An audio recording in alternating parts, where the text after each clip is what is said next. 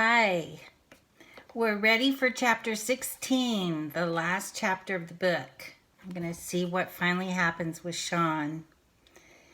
And it starts out with his dad's poem. We sat in that silent darkness. I felt my baby dreaming. His breath was Lindy and me saying goodbye. His breath was my grandfather's breathing. His breath was my father loving us. His breath was my breath. We breathed as one. I hear Dad come into the room and I wait calmly. There's nothing else I can do. I'm not afraid. My breathing is easy. I feel steady, relaxed, and alert. Let me stop there. Remember last week, his mom and his sister are out of town. And his caretaker is there taking care of him. But his dad comes to the house unexpectedly and says, you know what, I'm off for the weekend and you don't have to stay. I can stay with Sean. And this is the first time that Sean's dad has ever taken care of him by himself. So that's making Sean a little nervous. So we'll see what happens. Whatever my dad has decided, whatever he decides, I can't know whether it's right or wrong because I don't really know what is for the best. Maybe not being here is the same way that I saw that dog when he died in the street. Maybe it's flying free forever like I do during my seizures. I don't know. Hey, buddy, Dad says, and he comes to my bed, lowers the side and sits next to me. He's quiet. He reaches down to the foot of my bed in the corner where a quilted pillow lies, and he grabs the pillow and sets it in his lap. My eyes happen to focus on the pillow. Mom made the quilted cover years ago, maybe even before Dad left, and there's a pattern of checkered blocks, light blue and off-white, and a thin band of dark burgundy along the edge. That dark reddish band of color reminds me of the way blood looks in a black and white movie.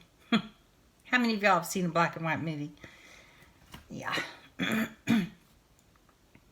I'm remembering a part of Dad's poem, the night he almost ended it all. Dad says, his eyes sad, I hope you know I love you and I've always loved you. He pauses, careful in his words. I can tell he's rehearsed them. He shifts the pillow nervously in his lap. He reaches over and takes my thumbs. Remember?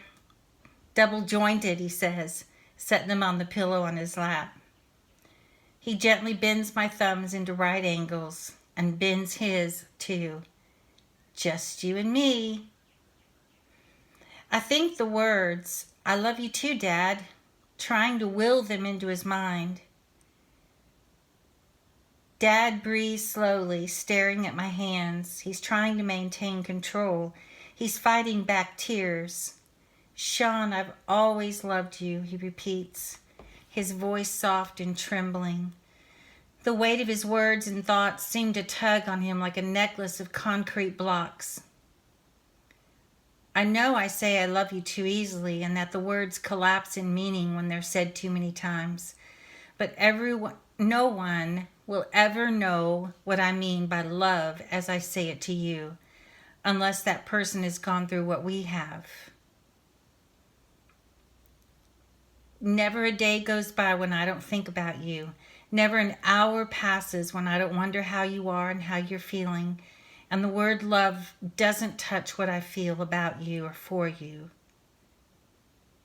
I will the words, I love you too, Dad. My eyes open to shift to his face. I watch his expression as he talks. I've never noticed before how much older he's getting. His skin is smooth and he's still handsome, but he looks almost frail. His eyes look like they've seen too much sadness, and the creases around them are deep.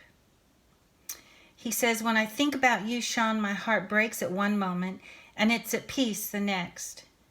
When I think about you hurting, I can hardly even breathe. My chest aches so badly, and I sometimes pray, just let it be over. He seems suddenly stronger, and he says, when you were born and we were told that you'd have these kind of problems, do you know I got down on my knees and prayed harder than I've ever prayed before? Begging God to let me trade places with you. I prayed night after night that I could be the one trapped inside your body and you could take my place. I prayed so hard for weeks and months that I almost started believing it was going to happen. I guess we know how that turned out. I could never find words strong enough to express what I felt about those unanswered prayers. And it took me years to resolve that feeling. But God was patient, he sighs. Nothing is ever easy, Sean. Nothing is ever like it seems. You know, none of us really knows you. I mean, it takes just as much faith on our part to believe that you're really a genius on the inside. Well, maybe a genius is pushing it, but you know what I mean. What if you understand everything? What if you know what I've been thinking? He searches for the right words. His hands begin to quiver. So many answers that you can't provide. But does that mean you don't understand the question? What would you say, Sean? I dreamed about you the other night. I dreamed that you talked to me. Ooh, I can't remember what you said. Were you happy? Sad? I can't remember. Do you remember, I don't know if it was chapter 15 or chapter 14, but remember Sean had that dream where he went to his dad and he was able to talk to him and have a conversation with him, and his dad could hear him talk. That's kind of weird, huh? His dad may have been having the same dream. I don't know what to do, he says. My eyes had been shifting all over the place, but now suddenly, as if by some miracle, I look up directly at my dad. Our eyes lock, and I see in my father's expression he's staring back at me, and we're somehow together again, like that night in my dream when we spoke. Dad stares not just at me, but into me. In all my life, we've never been like this before. Sean, he says softly. Son, he begins, and tears come back into his eyes again as we sit in this strange, impossible moment. I love you, Dad says again. I call the words out silently from the deepest part of my heart. I love you too, Dad. Wishing I could say it and wishing he could hear it. But before either of us could speak again, my seizure begins, and I begin to spin slowly. What will Dad do? Whatever it is, in another moment, I'll be flying free. Either way, whatever he does, I'll be soaring. And that's the end. What? This better have a part 2. Okay. So, that's going to be your assignment this week.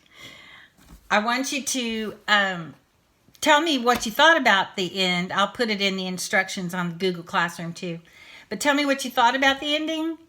And then give me a new ending. Because that left us hanging. We don't know what happened to Sean or his dad or anything.